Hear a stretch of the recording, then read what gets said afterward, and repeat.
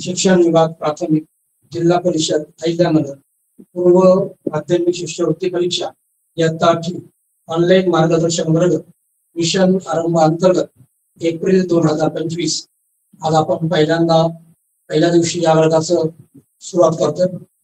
प्रथमतः या मिशन आरंभाची कल्पना मांडणारे माननीय मुख्य कार्यकारी अधिकारी आशिष शेरीकर साहेब, माननीय शिक्षणाधिकारी आणि भास्कर पाटील साहेब आणि कारले मॅडम, अकोले पंचायत समितीचे गट शिक्षणाधिकारी माननीय कुमार साहेब, स्थळाधिकारी माननीय दोरके साहेब, माननीय आसे साहेब, सर्व विद्यार्थी उपस्थित असणारे, सर्व त्यांचे पालक, सर्व तंत्रज्ञ, सर्व स्नायी आणि आपल्या सर्वांचं अकोले तालुक्याच्या वतीनं आपलं स्वागत करतो। आपला जो पहिला तासिका जी आहे अकोल्यामध्ये सुरू होते, विषय आहे भाषा आणि घटक आपण निवडलेला आहे आकलन।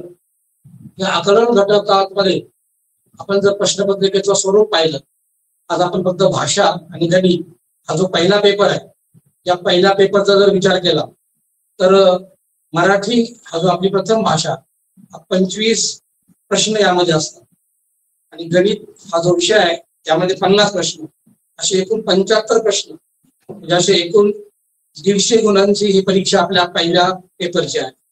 सर्वांना माहित आहे वेळ 1 तास 30 मिनिटं आपला वेळ आहे। आपल्या सर्वांना या प्रश्नांची जी पातळी आहे 3 प्रकारची पातळी प्रश्नांची असते। मुळात सोप्या स्वरूपाचे प्रश्न हे 30% विचारले जातात, मध्यम स्वरूपाचे प्रश्न हे 40% विचारले जातात आणि कठीण स्वरूपाचे प्रश्न हे 30% अशा प्रकारचे असतात। यामध्ये आणखी एक आपण सर्व विद्यार्थ्यांनी सूचना लक्षात ठेवावी की कमाल 20% प्रश्न जे पर्याय आहे आपल्याला 4, त्या 4 पर्यायांपैकी 2 पर्याय अचूक स्वरूपाचे असतात। जेव्हा आपण ही प्रश्नपत्रिका सोडवणार आहोत त्यावेळेला आपण ही काळजीपूर्वक लक्षात ठेवलं पाहिजे की मग मला ही उत्तर अचूक आली पाहिजे। आकलन या कृतीवर घटकावर 24% भारांश असतो।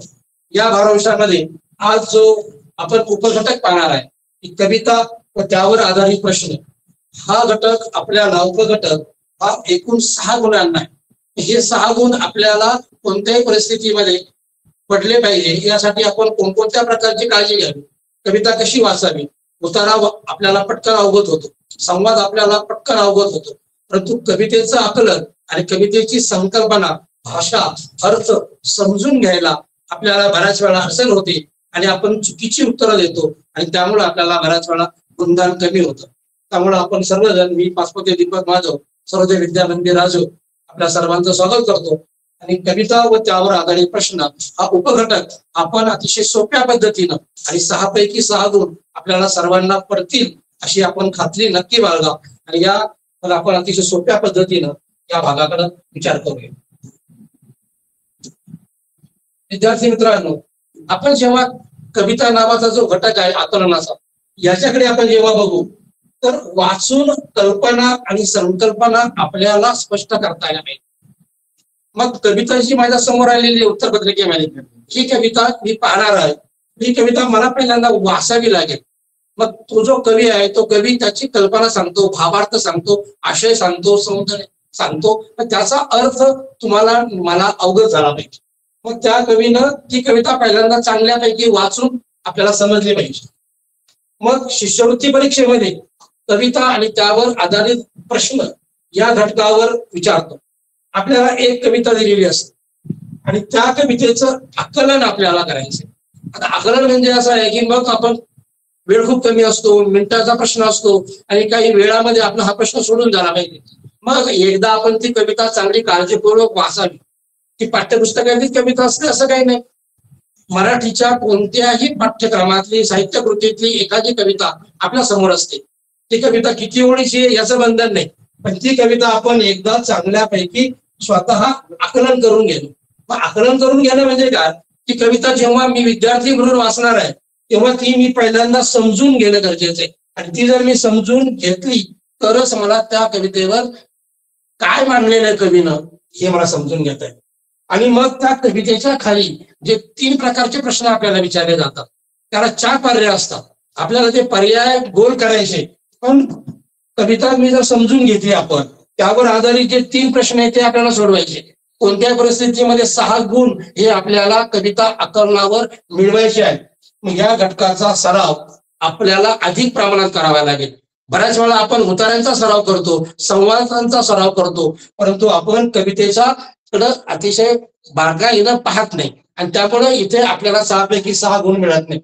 मग आपण जर सराव केला तर या प्रश्नावर आधारित असलेले जे 6 गुण आहे हे 6 गुण आपल्याला नक्की मिळतील. आणि ते नक्की मिळण्यासाठी आपण कोणकोणत्या प्रकारे काम केलं पाहिजे, कोणकोणत्या प्रकारे आपण सराव केला पाहिजे. आपण जी कविता आहे ती वाचून त्या कवितेमध्ये मांडलेली संकल्पना स्पष्ट करणं, या घटकावर आधारित विचारलेले सर्व प्रश्न आपण सहज सोडू शकतो.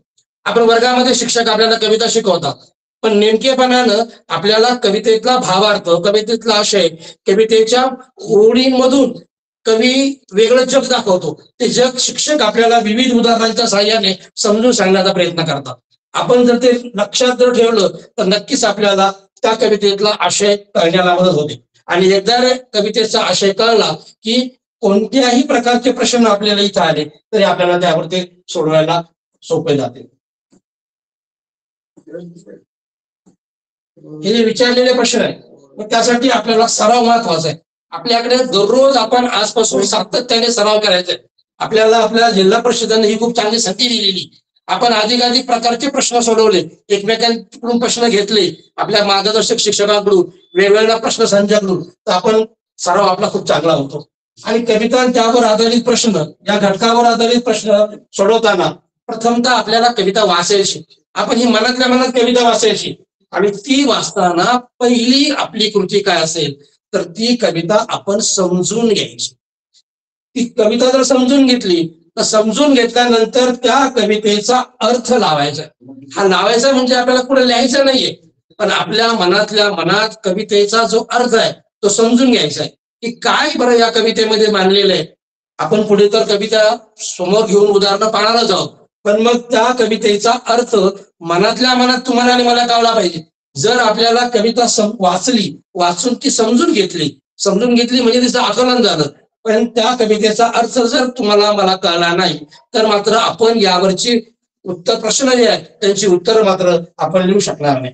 म्हणून माझी तुम्हाला सर्वांना विनंती आहे की आपण या कवितेकडे अजिबात दुर्लक्ष करू नये.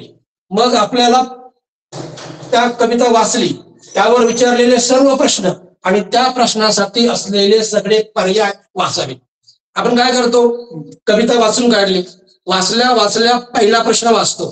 प्रश्न वाचल्यानंतर त्याच्या खाली 4 पर्याय आपल्याला पटकन वाटतं की अरे 4 पर्यायापैकी कोणतं तरी एक उत्तर असेल आणि पटकन आपण त्याला गोल करायचा प्रयत्न करतो. म्हणून आपण एक पथ्य नक्की पाळा की ज्या वेळेला हा प्रश्न आपण पाहतो, हा प्रश्न पाहिल्यानंतर तो पर्याय वाचावा आणि पर्याय वाचल्यानंतरच आपलं उत्तर निश्चित करायचं. आपल्या मनाशी आपलं उत्तर निश्चित असलं पाहिजे आणि ते उत्तर जर निश्चित असलं तर कोणत्याही प्रकारे आपल्याला अडचण येऊ शकणार नाही. आणि मग ते उत्तरपत्रिकेमध्ये नोंदवायचे, ते नोंदवायला अजिबात कोणत्याही प्रकारे घाई करायची नाहीये. आता कविता आणि त्यावर आधारित प्रश्न सोडवताना कोणती काळजी घ्यायची. आपण परीक्षा देतोय आणि आपण प्रश्न आलेला आपल्याला कवितेचा आकलनाचा आणि त्यावरच्या प्रश्नांचा. पहिल्यांदा आपण कविता काळजीपूर्वक वाचायची, वाचून त्याचा आशय समजून घ्यायचा. कवितेचा आशय जर समजला नाही तर आपल्याला कवितेतल्या घटकांची माहिती आपल्याला कळणार नाही. मग या कवितेचा आशय जर समजून घेतला तर कवितेमधला विषय काय, कवी त्या कवितेमध्ये कोणता तरी आपला विषय मांडतो, जो विषय तुमच्या माझ्या आजूबाजूच्या सभोवतालच्या वातावरणाची अनुभव विश्वाची तो निगडीत असतो. तो त्या प्रसंगांचं काही वर्णन करतो आणि हे प्रसंग तुम्हाला मला प्रश्नांमध्ये विचारले जाणार आहे. मग हा विषय, कवीनं मांडलेले विविध प्रसंग आणि कवी कोणत्या तरी शब्दांच्या माध्यमातून वेगवेगळ्या विषयांचं वर्णन करतो. हे वर्णन, विषय, प्रसंग हे आपण आपल्या स्मरणात ठेवायचे आणि स्मरणात ठेवून जो प्रश्न आहे त्या प्रश्नामध्ये पाहायचंय की खरंच हा प्रश्न आणि या प्रसंगाशी काही जुळतंय का, वर्णनाशी काही जुळतंय का, विषयाशी काही जुळतंय का. आणि मग एकदा अर्थ जर आपल्याला कवितेतला शब्दाचा समजला तो आपण समजून घेणं हे आपण आवश्यक आहे. कवितेतले काही विशेष शब्द असतात, त्या विशेष शब्दाकडे आपलं लक्ष गेलं पाहिजे. आपण तिकडे बऱ्याच वेळा दुर्लक्ष करतो आणि मग प्रश्नाचं वाचन करून उत्तराचा नेमका 1, 2, 3, 4 पैकी नेमका बऱ्याच वेळा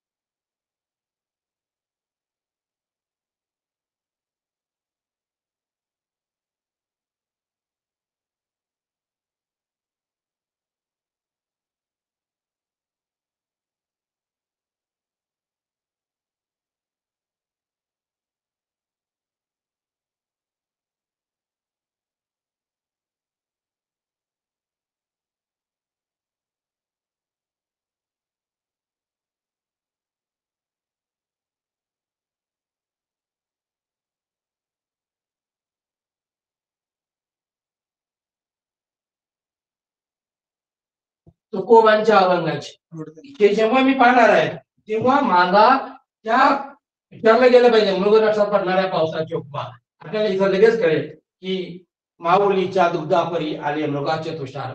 मग हा जो आपला पर्याय आहे हा त्या ओळीवर आपण जाऊन आलो मग इथं पर्याय दिसतो की आईच्या दुधाची आणि मग हा जो पर्याय आहे हा पर्याय आपल्याला बरोबर येतो आणि मग त्याला आपण गोल करणार आहोत. म्हणून आपण वाचता प्रश्न वाचला पण प्रश्न वाचल्यानंतर कवितेकडे गेलो आपण आणि कवितेतला त्या ओळीमध्ये नेमकं जो प्रश्न विचारलाय त्याचा संदर्भ जोडला आणि त्याचा विषयाशी आपण आशयाशी गेलो आणि मग आपल्याला कळलं. दुसरा प्रश्न आहे वारे माप धावणारा कोंड अचानक का थांबतो. आता त्याला पर्याय चार. पाणी प्यायला मिळाल्यामुळे, वाऱ्याच्या आवाजामुळे, पहिल्या पावसाने भिजलेल्या मातीच्या सुगंधाने, खूप पाऊस पडल्याने. हे जे चार पर्याय आहे हे चार पर्यायानंतर पाहिल्यानंतर की जो कोंड आहे त्या कोंडचा उल्लेख नेमका आपल्या या कवितेमध्ये कुठे आहे ते इथं आहे तो पिऊन या रान वारा खोंड धावे वारे माप येता मातीचा सुगंध शब्द झाले आपोआप. मग हे जर पर्याय आहे कवितेच्या ओळीमध्येच उत्तर असतं असं काही नाही. तर्क लावून अर्थ समजून घेतल्याने त्याचं उत्तर आपल्याला समजेल. मग या चार पर्यायांपैकी की पाणी प्यायला मिळाल्यामुळे हे उत्तर येणार नाही, वाऱ्याच्या आवाजामुळे उत्तर येणार नाही, पहिल्या पावसाने भिजलेल्या मातीचा सुगंध असा तो गरबळ होता. म्हणून हा तिसरं पर्याय क्रमांक जे हे याचं उत्तर आहे. हे आपल्याला कवितेच्या ओळींचा अर्थ समजल्यानंतर लक्षात येईल. यातला जो तिसरा प्रश्न आहे की अवखळ बाळे कोणाला म्हटलेले. कोंड आहे पर्याय, पक्षी दुसरा पर्याय, झाडे झुडपे पर्याय, पावसाचे थेंब आहे. मग अवखळ बाळे हा जो उल्लेख आपण प्रश्नामध्ये आलाय तर इथं अवखळ बाळापरी पक्षी खेळती माती. त्याचं उत्तर असं इतकं जवळ आहे, इथं जवळच. पण मग ते सोडून आम्ही दुसऱ्या उत्तराकडे जातो आणि मग हा जो आहे 3 नंबरचा प्रश्नाचं जे उत्तर आहे ते उत्तराचा आपला क्रमांक आहे दुसऱ्या क्रमांकाचं उत्तर पक्षी आणि मग याला आपण गोल करणं अपेक्षित आहे. मित्रांनो आपण ही पहिली एक कविता नमुना म्हणून पाहिली. आपण अशा 4-5 कविता वेगवेगळ्या प्रकारच्या निवडलेल्या आहेत आणि त्यातून आपल्याला नेमकं उत्तर लिहिताना आपण चुकणार कुठं नाही आणि बरोबर आपल्याला किती मार्क मिळतील याचा विचार करून कविता दुसरी आहे.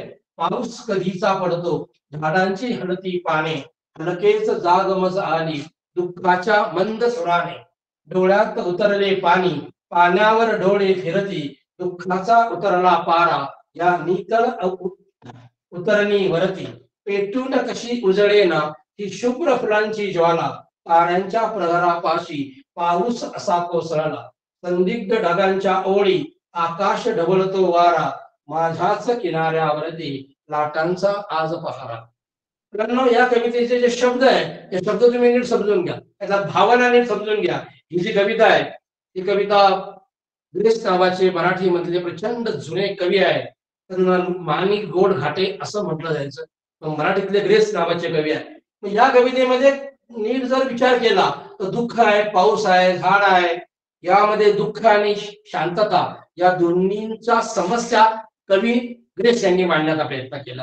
म्हणजे दुःखाच्या प्रसंगामध्ये निसर्गामधली शांतता आणि निसर्गाचं सौंदर्य यातून एक वेगळीच भावना ग्रेस नावाचे कवी या कवितेमधून व्यक्त करतात की जी निसर्ग दुःखाला कमी करतो आणि निसर्गाकडे आत्मसमर्पणाची भावना आहे. हा विचार जर आपल्या मनामध्ये अर्थ स्वरूपाने आला तर याच्यावर 3 प्रकारचे प्रश्न विचारल्यानंतर आपण याच्या अगोदरच्या कवितेमध्ये जसं पाहिलं तसं आपण प्रश्न बघूया की कवीचे डोळे का पाणावले. हा पहिला प्रश्न आहे.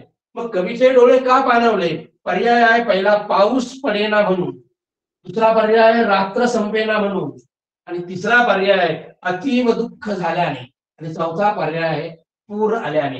आता कवीचे डोळे का पाणावले हे जेव्हा आपण इथं पाहतो तेव्हा आपल्याला लगेच येतं की कवीचे डोळे. मग आपण विचार करायचा आहे की कोणत्या ओळीवर आपण गेल्यानंतर आपल्या प्रश्नाचं उत्तर नेमकेपणाने आपल्याला सांगता येईल. कवीचं अतीव असं दुःख जे झालंय तर दुःख झाल्यामुळं कवी पहिला जो आपला पर्याय आहे 3रा नंबरचा पर्याय हा बरोबर येईल. दुसरा प्रकारचा प्रश्न विचारलाय कवितेत आलेले धातुसाधित विशेषण खालीलपैकी कोणत्या नामास आल्या आहेत? आपल्याला व्याकरणाचा संबंध मराठीमध्ये खूप महत्वाचा आहे आणि म्हणून शब्दांच्या जाती, जे समास आहे, आपल्याला विभक्ती आहे, या मराठीतल्या व्याकरणातल्या पाया आहेत. या गोष्टी जर आम्हाला कळल्या तर आम्हाला खूप, म्हणजे कवितेत आलेलं धातुसाधित विशेषण आहे आणि हे विशेषण कोणत्या नामास आलेले आहे, मग ते नाम आम्हाला त्या कवितेमध्ये शोधता आलंय. पहिला आहे फुले, दुसरं आहे पाणी, तिसरं आहे ढग, चौथं आहे पाणी. आणि मग हे जे उत्तर आहे, पाणी शब्द पावतात, पाऊस कधीचा पडतो झाडांची अंती, हे धातू साधित म्हणजे हे आम्हाला कळेल. पण यासाठी आपल्याला व्याकरणाची सुरुवातीची ओळख, शब्दांच्या जाती, त्या जातींचा एक एक प्रकार, नाम म्हणा, सर्वनाम, विशेषण, त्यांचे उपप्रकार, या सगळ्यांची ओळख असणं गरजेचे, तेव्हा आम्हाला हे उत्तर समजायला सोपं जाईल. तिसरा जो प्रश्न आहे की कवितेतील वर्णनानुसार राखण करण्याचे काम कोण करत आहे? मग आता राखण या शब्दाचा अर्थ कवितेमध्ये कुठे आला? हे काय, लाटा, सूर्य, किनारा, वारा. आपण बघूया. मी जर सगळ्या ओळी जर पास गेले तर तुम्हाला कुठं दिसत नाही, पण राखण कुठं आहे? माझ्याच किनाऱ्यावरती लाटांचा आज पहारा. म्हणजे याचं सोपं उत्तर आहे की लाटा हे त्याचं उत्तर आहे. हे आम्हाला एकदा कविता मनाने पूर्ण वाचली, वाचन केल्याने, आणि प्रश्न वाचले, आणि एकदा हे प्रश्न नीट समजून वाचले तर आपल्याला लगेच आपलं उत्तर कळतं. फक्त समजपूर्वक वाचन आणि आशय आणि अर्थ याचा संबंध आपण आपल्याशी जोडणं गरजेचं आहे. आणि ती मनाची साखळी कोणत्याही प्रकारे जर तुटू दिली नाही तर आपल्याला यातला कोणत्याही प्रश्नाचं उत्तर यायला अडचण येणार नाही. आपण दुसरी कविता अभ्यासली. दुसरी कविता आहे आपल्याकडे. मन करारे प्रसन्न, सर्व सिद्धीचे कारण, मोक्ष अथवा बंधन, सुख समाधान इच्छा. मने प्रतिमा स्थापिली, मना पूजा केली, मने इच्छा पुरविली, मन मागोली सफळांची. मन गुरु आणि शिष्य करी आपुलेची दास्य, प्रसन्न आपण असं गती अथवा अधोगती. साधक वाचक पंडित, श्रोते वक्ते ऐका मात, नाही नाही अनुदैवत, तुका म्हणे दुसरे. आता हे आपण सगळं पाहिलं. आपल्या घरामध्ये वारकरी, आपल्या महाराष्ट्रामध्ये वारकऱ्यांची फार मोठी परंपरा आहे आणि आपल्या सर्वांना माहित आहे की इथे तुकाराम महाराजांचा उल्लेख आलेला आहे. कारण आपण जेव्हा अभंग पाहतो त्या अभंगामध्ये संत आपल्या नावाचा उल्लेख शेवटी करतात. म्हणजे तुकारामांचा अभंग आहे आणि आपण पाहिले इथे मनाचा संबंध आहे की आपलं मन प्रसन्न ठेवायला तुकाराम महाराज सांगतात. कारण मन प्रसन्न असलं तर सर्व गोष्टी प्राप्त होतात आणि प्राप्त करायला आपल्याला कोणत्या प्रकारचा अडथळा येत नाही. अशा प्रकारची ही मनावर असणारी ही जी कविता आहे, या कवितेचे जे प्रश्न आहे, या कवितेचे जे 3 प्रश्नांपैकी पहिला प्रश्न आहे, कवीने कोणाचे वर्णन केले आहे? आता कविता वाचल्यानंतर देवाचे, गुरुचे, मनाचे, सिद्धीचे, जर 4 पर्याय जर आपण पाहिले तर या 4 पर्यायापैकी आपल्याला लगेच कळतं की सगळीकडे मन मन मन करारे प्रसन्न, मनाचा संबंध. इथे परत मने प्रतिमा स्थापिली, मने मना पूजा केली, मने इच्छा पुरविली. म्हणून इथे जे उत्तर आहे ते आपला पर्याय मनाचा आहे. आपण त्याला अजून 3 नंबरचा जो पर्याय आहे त्याला वर्तुळ केला पाहिजे. वरील कवितेमध्ये विरुद्धार्थी शब्दांची कोणती जोडी आलेली नाही? मला हा प्रश्न थोडा वेगळा आलाय. बऱ्याच वेळा आपल्याला होय प्रकारचे प्रश्न सोडवायला खूप सोपे जातात, पण जेव्हा आपल्याला होय सोडून वेगळं उत्तर विचारलं की मग आम्हाला ते जमत नाही. आता श्रोता, वक्ता, साधक, वाचक, मोक्ष, बंधन, गुरु आणि शिष्य. आता जर तुम्ही नीट कवितेचे हे जे आपण जर चांगलं अगोदर वाचलेलं असेल तर आपल्याला पर्याय वाचल्यानंतर लगेच कळतं की ह्या पर्यायांमध्ये हे जे विरुद्धार्थी शब्दाची जी जोडी आलेली नाही, श्रोता वक्ता आहे, मोक्ष आहे, साधक बाधक असतं, वाचक नसतो. मग जेव्हा आम्ही समानार्थी शब्द, विरुद्धार्थी शब्द जेव्हा आपण पाहत असू तेव्हा आपल्याला नक्की कळेल की अरे काय, म्हणजे एकदा आपल्या मनाची संकल्पना दृढ झाली की विरुद्धार्थी शब्द नेमका कोणता. साधकला जर बाधक आहे तर आपल्याला लगेच 2 क्रमांकाचं वर्तुळ हे त्याचं उत्तर आहे हे आपल्याला सांगता येईल. सर्व सिद्धीचे कारण कोणते? मोक्ष प्राप्ती आहे, दुसरा पर्याय सुख शांती आहे, तिसरा प्रसन्न मन, आणि चौथा आहे प्रतिभा पूजन. आणि मग या मनावरच आपण ही सगळी कविता असल्यानंतर याचं जे उत्तर आहे, आपण जर नीट सगळं कवितेचं वाचन केलं, अर्थ समजून घेतला, कवितेचा संदेश, विचार तुकाराम महाराजांचे समजून घेतले, तर प्रसन्न असं मन आहे. या मनाचं म्हणून तिसरा पर्याय वर्तुळ क्रमांक हे त्याचं उत्तर आहे. कविता 4 नंबरची कविता आपण मुद्दामशी निवडली की मराठी साहित्यामध्ये खूप प्रचंड गाजलेली कविता आहे. की माझी माय सरस्वती माने शिकवते बोली, लेख बहिणीच्या मनी किती गुपित पेरली, माझ्यासाठी पांडुरंगा तुझं गीता भागवत, पावसात सामावत मातीमध्ये उगवत, अरे देवाचं दर्शन झालं झालं अपसुख, हिरी जात सूर्य बापा दाये अरूपाचं रूप, तुझ्या पायाची चाहूल लागे पाना पानांमध्ये, देवा तुझं येणं जाणं वारा सांगे कानामध्ये, फुलामध्ये समावला धरतीचा परमय, माझ्या नाकाने विचारा नथ निले त्याचं काय. विद्यार्थी मित्रांनो, आपण जेव्हा ही कविता वाचतो, याचे शब्द वाचतो की पहिली न शिकलेली आमची बहिणाबाई चौधरी जेव्हा कवितेमध्ये असा आशय मांडते, आज पीएचडी प्राप्त झालेल्या माणसाला मनाचा अर्थ सांगता येत नाही, आणि तो अर्थ जेव्हा आमच्या बहिणाबाई सांगते, मग या बहिणाबाईंनी या कवितेमध्ये आपण जेव्हा हे वाचन केलं, वाचन करता करता हे जे सगळे शब्द पहा किती वेगळे, आणि हे सगळे शब्द सांगताना या कवितेमध्ये फक्त जर वर्णन पाहिलं तर माझी माय सरस्वती, बहिणाबाईंनी आपल्या आईचं वर्णन केलेलं असं पाहिलं की माझी आई किती संस्कारशील होते. आणि आईचं वर्णन करता करता बहिणाबाई याच्यामध्ये अनेक प्रकारचं वर्णन करतात. आईनं माझी कशी शिकवलं, आई माझी प्रशंसा कशी करत होते, आई मला ज्ञान कशी द्यायची, आई मला संस्कार कशी द्यायची. म्हणजे आई हे नुसतं आई नाहीये, जीव घालणारी कोणतरी आपली घरातली सदस्य मोठी नाहीये की ते काम नाही करत. आई ज्ञान बी देते, संस्कार बी देते, पण याबरोबर बहिणाबाई चौधरी आणखीनही वेगळं सांगतात. आई बरोबर एका शब्दामध्ये अनेक अर्थ सांगण्याची ताकद बहिणाबाई चौधरीच्या शब्दामध्ये आहे. म्हणजे इथं बोलीचा स्वीकार आहे. माने शिकवते बोली, तुम्ही आणि मी जेव्हा बोलायला शिकतो, आपण पहिला शब्द आपल्या आईला जेव्हा आई म्हणतो, त्या आई म्हणण्याने जो आनंद होतो तो खूप वेगळा, तो अवर्णनीय आहे. म्हणून इथे बोलीचा जय जयकार आहे. इथे कर्तव्याचं महत्व आहे. इथे कर्तव्याकडे ज्यांनी पाठ फिरवली त्या देवपूजेला काहीच अर्थ नाही. तुम्ही देवपूजा करा, पण कर्तव्य करा. संस्कार ही गाथा म्हणजे ही कविता आहे. अनेक अर्थ या कवितेमध्ये, किंवा शेतकऱ्यांच्या जीवन, इथे शेतकऱ्यांचं वर्णन आहे, शेतकऱ्यांच्या जीवनाची पोथी आहे या कवितेमध्ये मांडलेली. पांडुरंग गुंफला गावा म्हणजे बहिणाबाईंच्या अक्षरांची वीण घट्ट आहे. ज्या बहिणाबाई अक्षरांची ओळखही नाही, पण अक्षरांची वीण बहिणाबाईंची घट्ट होते. आणि मग अशा या कवितेवर जर 3 प्रकारचे जे प्रश्न आहेत, त्या प्रश्नांचा आपण उत्तर करू. मनातील पेरलेली गुपिते कोणी बाहेर काढली, हा जो पहिला प्रश्न आहे. त्यामध्ये पांडुरंगाने, सूर्यदेवाने, सरस्वतीने आणि धरत्रीने. आपण कविता चांगली वाचल्यानंतर आपल्याला लगेच त्याची ओळख होते, आणि आपण सरस्वतीने हे त्याचं 3 नंबरचं जे वर्तुळ क्रमांक आहे हे करू. कवितेतील परम या शब्दाचा अर्थ कोणता, हा वेगळा शब्द आलेला आहे की आपल्याला काही शब्दांची ओळख होत नाही, पण मग परम आहे म्हणजे सुगंध आहे, परका आहे, माय आहे, परम आहे. पण परम या शब्दाचा अर्थ कोणता, इथे जर आपण कविता जर वाचली तर आपल्याला कळेल. फुलामध्ये समावला धरत्रीचा परमय. धरत्री म्हणजे काय हे आपल्याला याचा अर्थ कळणं गरजेचं आहे. आणि मग या धरतीचा परमय याचा अर्थ असतो सुगंध आहे. हे जेव्हा आपल्याला उत्तर कळेल तेव्हा आपल्याला प्रश्न आहे. आणि तुझा प्रश्न फार छान विचारलेला आहे की मातीतून काय उगवते. पहिला पर्याय गुपिते, दुसरा आहे गीता भागवत, तिसरा आहे परिमल, आणि चौथा पर्याय आहे सूर्याचं रूप. जेव्हा आपण ही कविता वाचत होतो त्या वाचतानाच आपल्याला कळलं की माझ्यासाठी पांडुरंगा तुझं गीता भागवत, पावसात सामावत मातीमध्ये उगवत.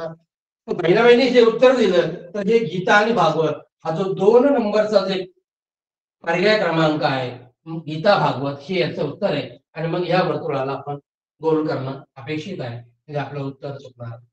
आणखीन एक कविता जी आपल्या लहानपणापासून आपल्यापैकी बऱ्याच जणांनी ऐकलेली आहे की अरे खोप्यामध्ये खोपा सुगरणीचा चांगला, लेखा पिलासाठी तिनं झोका झाडाले टांगला, पिलं निजले खोप्यात जसा झुलता मंगला, तिचा पिलामध्ये जीव जीव झाडाले टांगला, खोपा इनला इनला जसा गिलक्याचा कोसा, अखराची कारागिरी जरा देख रे मानसा, तिची उलुसीच चोच, तेच दात तेच ओठ, तुले दिले रे देवाने 2 हात 10 बोट.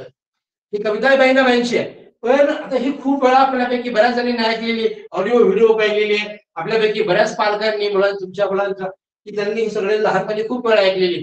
जुन्या लोकांना पाठ्यपुस्तकामध्ये ही सुद्धा कविता होती. ही कविता जेव्हा आम्हाला कवयित्री बहिणाबाई चौधरी जो आशय सांगते, तो आशय सांगल्यानंतर आम्हाला जो पहिला प्रश्न आहे की सुगरणीचा जीव झाडाला टांगला आहे.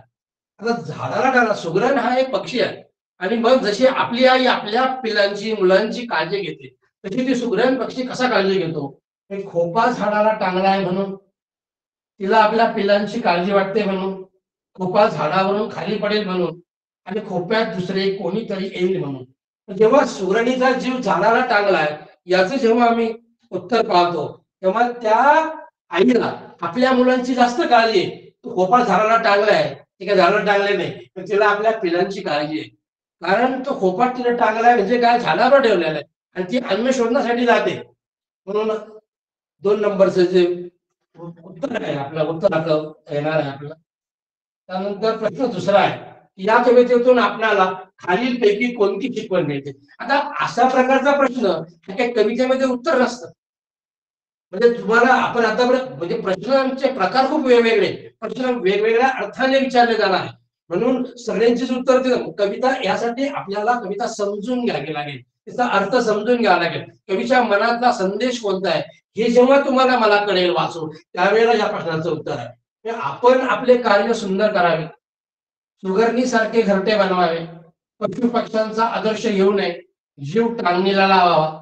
जर आपण चारही पर्याय जर चांगले बारकाईनं पाहिले तर अगदी पटकन आपल्याला याचं उत्तर समजतं आणि आपण आपलं कार्य सुंदर करावं हे त्याचं खरं 1 नंबरचा पर्याय क्रमांक बरोबर आहे, हे याचं उत्तर आहे. कारण हे तिन्ही पर्याय तिथे लागू नाही करतात. तिसरं ते उत्तर आहे, वरील कवितेमध्ये जुळता बंगला कोणाला म्हटलेले.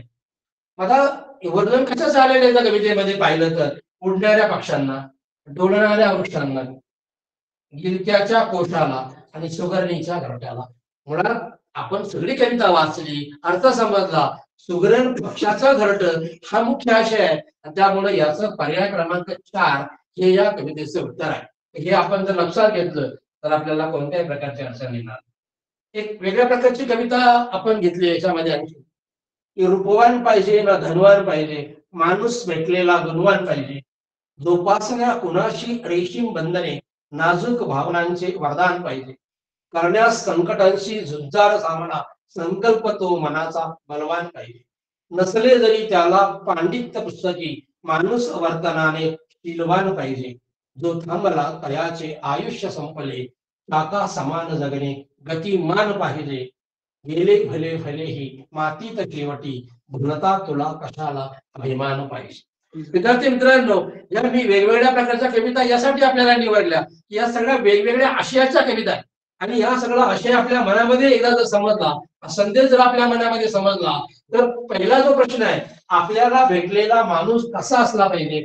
आपण दररोजचं जीवनमान जगतो, सकाळपासून आपल्याला अनेक लोक भेटतात. आपले आई वडील आहे, आपले नातेवाईक आहे, शाळेमध्ये आपले शिक्षक आहे, विद्यार्थी आहे, अगदी मामा आहे, शिपाई मामा, अनेक घटक आहेत, शालेय पोषण आहारातल्या महिला, सगळ्यांशी आपण जर नीट पाहिलं तर आपल्याला नेमका कोणता माणूस भेटला पाहिजे हे जेव्हा आपलं म्हणजे त्याचं उत्तर आहे बलवान, धनवान, रूपवान आणि गुणवान, याचा जेव्हा आम्ही विचार करू तेव्हा आपल्याला याचं उत्तर लगेच सांगता आलं पाहिजे.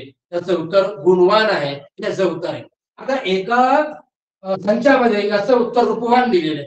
बऱ्याच वेळा गंमत होते आणि मग कोणत्या तरी संचातल्या माणसाने त्याचं उत्तर दिलं म्हणून मग आपणही त्याचं उत्तर ते ठेवलं तर आपले गुण कमी होतात. दुसरा प्रश्न आहे, शीलवान बनण्यासाठी आपण काय करावे. आता आपल्याला शीलवान या शब्दाचा अर्थ जर एकदा समजला तर पुस्तकी ज्ञान मिळवावे, गतिमान व्हावे, बलवान व्हावे, आपले आचरण शुद्ध ठेवावे.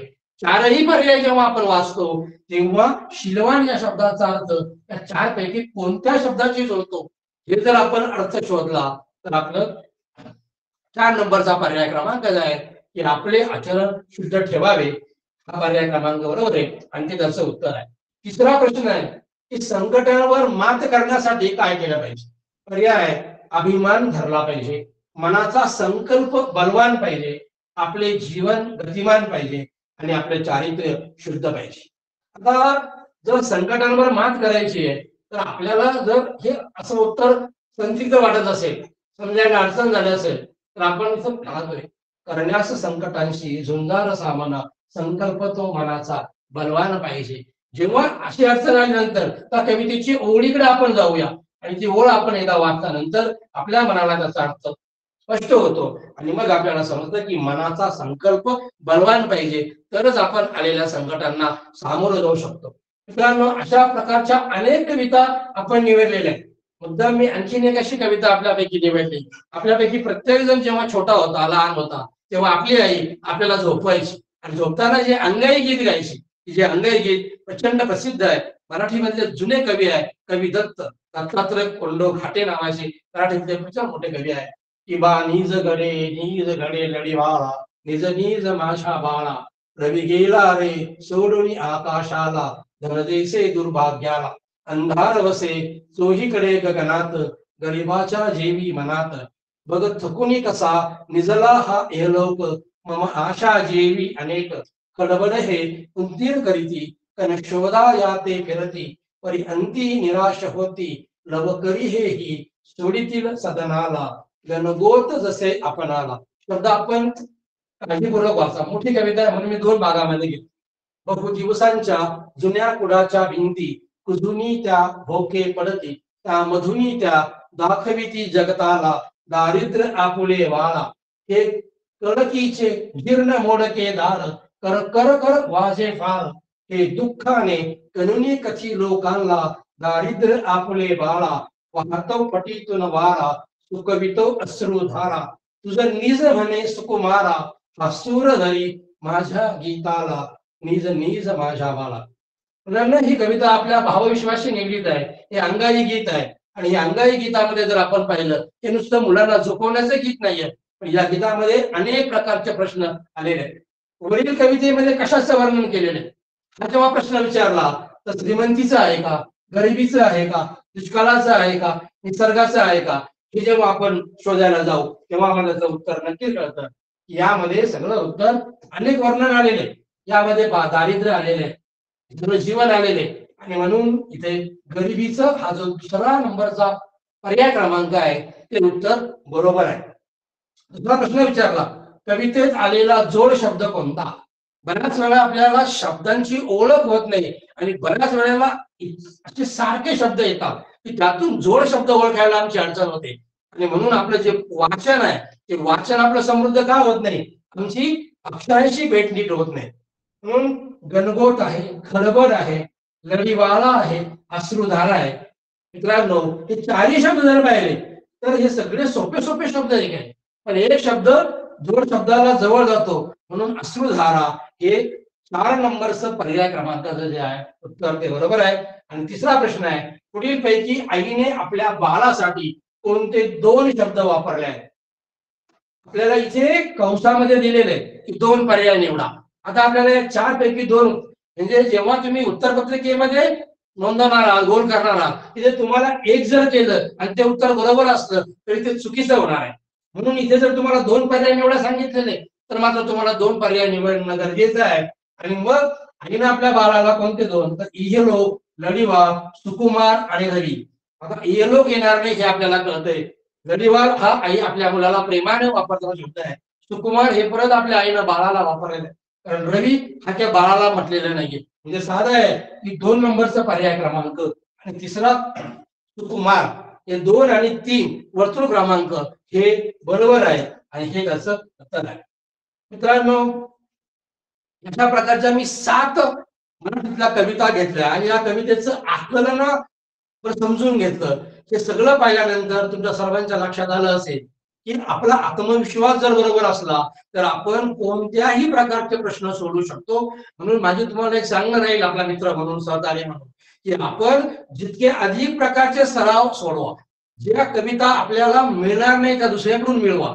पण मला हे येत नाही, मला हे समजत नाही आणि जो भाग आपल्याला समजला नाही तो आपल्या सहकार्याकडून, तो आपल्या शिक्षकाकडून समजून घ्या आणि तो समजलेला अर्थ आपल्या मित्रांना सांगा. तुमच्या मित्राला जे समजले ते तुमच्यामध्ये घ्या आणि तुम्हाला जे समजले ते तुमच्या मित्रांना सांगा, सहकार्यांना. असं साधे मूल्यमापन एकमेकांमध्ये जर आपण केलं तर आपल्याला कोणत्याही प्रकारची अडचण येणार नाही. शिष्यवृत्ती परीक्षेचा कोणत्याही प्रकारचा बाऊ मनामध्ये न करता एक एक प्रश्नाला महत्व आहे आणि एक एक प्रश्न जर आपण योग्य सोडवला तर आपलं गुण वाढतं आणि म्हणून हे गुणगान जे आपलं आहे ते कोणत्या प्रकारे कमी व्हायला नको. आणि आपल्या अहमदनगर जिल्हा परिषदेनं हा जो चांगला उपक्रम केलाय, आपल्याला जी संधी दिलेली, या संधीचं सोनं आजपासून आपण जो अभ्यासक्रम सुरू झालाय ते दररोज नियमितपणे जर केला, सातत्याने केला तर आपल्याला कोणती अडचण येणार नाही. आणि असा सराव आजपासून केल्यानंतर अनेक प्रकारच्या प्रश्नपत्रिका, त्याला मर्यादा नाही. मी म्हणणार नाही की 5 सोडवा, 25 सोडवा, 100 सोडवा, पण जेवढ्या आपल्याला शक्य आहे तेवढ्या वेळापत्रक करून जेवढ्या आपण जर सोडवल्या आणि जे कविता तुम्ही वाचताय, आता ह्या कविता मी तुम्हाला घेतल्या, काही कवितांचे शब्दांचे अर्थ तुम्हाला समजले नाही, ते आपल्या शिक्षकाकडून समजून घ्या आणि ते समजून घेऊन अगोदर आपण समजा, आपण प्रयत्न करा. तुम्ही एकदम शिक्षकाकडे पूर्ण कविता आम्हाला समजून द्या असं म्हणू नका. मी असं म्हणेन की आपला अर्थ चुकेल आणि जो चुकतो तो शिकतो, म्हणून प्रयत्न आपण नक्की करा आणि प्रयत्न केला की आपल्याला यश अतिशय चांगल्या प्रकारे मिळतं. हा आपल्या आई-वडिलांचा अनुभव आहे आणि त्या शिदुरीवरच आपली सगळी जीवन नौका विद्यार्थ्यांची चालू आहे. आणि म्हणून या शिष्यवृत्ती परीक्षेमध्ये आपण यावर्षी तर अतिशय चांगलं यश मिळवणारच आहात. त्यासाठी आपल्या सर्वांना मनापासून शुभेच्छा देतो. पण हे जे सगळे प्रश्न आहेत की मी आपल्याला अगोदरच बोललो की परीक्षेत असेल, संवाद असेल, सुसंगत परीक्षेत असेल, उतारा असेल, यावर्षी उत्तरं सोपी जातात. पण त्या तुलनेमध्ये कवितेचं आकलनावर विचारलेले प्रश्न आपल्याला सोपे जात नाही. परंतु आज याचा भाव न करता आपल्या मनाशी ठाम असा निश्चय करा की मी कोणत्याही परिस्थितीमध्ये हा जो प्रश्न मला आला तर 6 गुण आहे, हे 6 पैकी 6 गुण हे मला मिळालेच पाहिजे, या मी प्रयत्न करीन. आणि यासाठी तुम्ही अनेक प्रकारच्या कवितांचा सराव केला आणि जर एवढा सराव कवितांचा केला तर कोणत्याही प्रकारची कविता तुम्हाला प्रश्नपत्रिकेमध्ये विचारू द्या.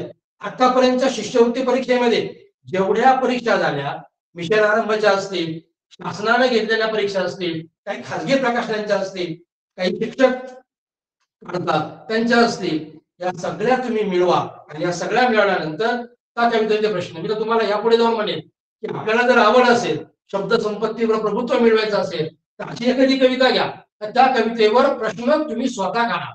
तुम्ही स्वतः जेव्हा प्रश्न काढा, सुरुवातीला तुम्हाला जमणार नाही, प्रयत्न केला तर जमेल, पण जमलं नाही तरी नाराज होऊ नका. त्याच्यावर ते प्रश्न काढा. त्या 12 प्रश्नाला कोणी हसलं तरी चालेल, पण तुम्ही जेव्हा एक प्रश्न तयार करता तेव्हा तुमच्या मनामध्ये अनेक विचार करता, तेव्हा तुम्ही तो अर्थ शोधायचा प्रयत्न करता, तुम्ही त्या कवितेचा विचार प्रयत्न करता, संदेश समजून घेता, विषय समजण्याचा प्रयत्न करता. आणि हा सगळा तुम्ही जर प्रश्न सुरुवात करायला लागले त्याचा फायदा तुम्हाला नक्की असा होईल की तुम्हाला जर प्रश्न काढता येतोय, तुमचा आत्मविश्वास दुणावेल, तुमचा आत्मविश्वास वाढेल. आणि एकदा कोलंबस सारखा जर आपला आत्मविश्वास वाढला तर कोणत्याही प्रकारच्या प्रश्नांना आपण सामोरे जाऊ शकतो. आणि हे सामोरे जाण्याची ताकद आपल्यामध्ये निर्माण करायची असेल तर मात्र आपल्याला या प्रश्नाकडे डोळेझाक करून चालणार नाही, समजून घेऊन काम करावं लागेल. आणि ते समजून घेताना आपण जे आपल्याला समजलं नाही ते इतरांना विचारताना आपल्या मनामध्ये कोणत्याही प्रकारचा किंतु भाऊ किंवा मला कोणी हसेल असा विचार करू नका. आणि हा प्रश्न चांगल्यापैकी सोडवा, 6 पैकी 6 गुण, आणि मग हळूहळू तुम्हाला 6 पैकी 2 मिळतील, नंतर वाढ होईल, 4 मिळेल, वाढ होईल, 6 गुण मिळेल. आणि सातत्य त्याच्यामध्ये मिळतं का त्याचा प्रयत्न करा. जर तुम्हाला अनेक सरावामध्ये जर 6 पैकी 6 गुण कवितेच्या आकलनावर नक्की मिळाले तर मात्र तुम्ही नक्की खात्री बाळगा. कोणत्याही प्रकारचे प्रश्न तुम्हाला विचारले तर तुम्ही नक्की या प्रश्नाचं उत्तर चांगल्यापैकी लिहू शकता. तेव्हा असं सगळं उत्तर लिहिण्याचा प्रयत्न करा. हे लिहिण्यासाठी तुम्हाला खूप श्रम करावे लागतील, कष्ट करावे लागतील. आपण स्वतः तयार बना.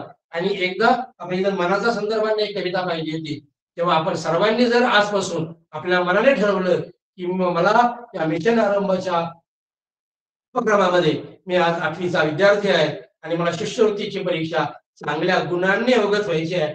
मित्रांनो, आज जगामध्ये अनेक प्रकारच्या स्पर्धा आहेत आणि या सगळ्या स्पर्धांची नवोदय म्हणा, शिष्यवृत्ती म्हणा, ही सगळी परीक्षा आहे.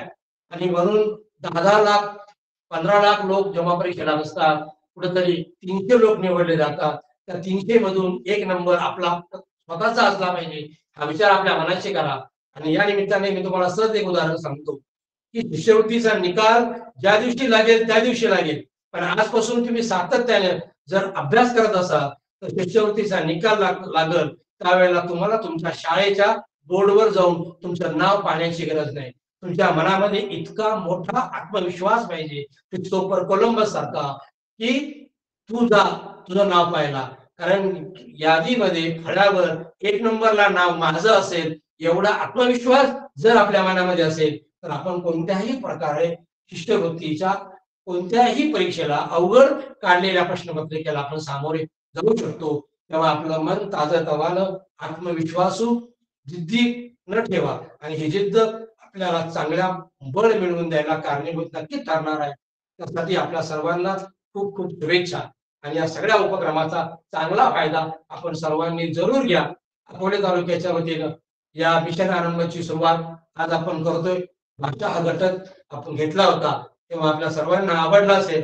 या संदर्भामध्ये आपल्या काही शंका असल्या तर जरूर आपण कधी कळवा. त्याचं उत्तर आपल्याला सर्वांना मनाचं समाधान होईपर्यंत दिलं जाईल. त्यामुळे या उपक्रमामध्ये आज जे विद्यार्थी सहभागी झाले नाही त्यांनाही तुम्ही सहभागी करण्यासाठी प्रेरित करा आणि आजपासून आपल्या सरावामध्ये सातत्य ठेवा. हे सातत्य आपल्याला यशाच्या शिडीच्या मार्गाने आपण उंच प्रकारे यश मिळवू शकतो. त्यासाठी अकोल्याच्या सर्व टीमकडून आपल्याला सर्वांना खूप खूप शुभेच्छा. आपल्या पालकांचं आपल्या सर्व विद्यार्थ्यांचं मी मनापासून अभिनंदन करतो की आपण या उपक्रमामध्ये सहभागी झाला. या उपक्रमामध्ये सहभागी होऊन सातत्याने आपण सराव करा आणि या सरावातून आपल्याला चांगलं यश मिळो अशी सदिच्छा व्यक्त करतो आणि इथे थांबतो. धन्यवाद.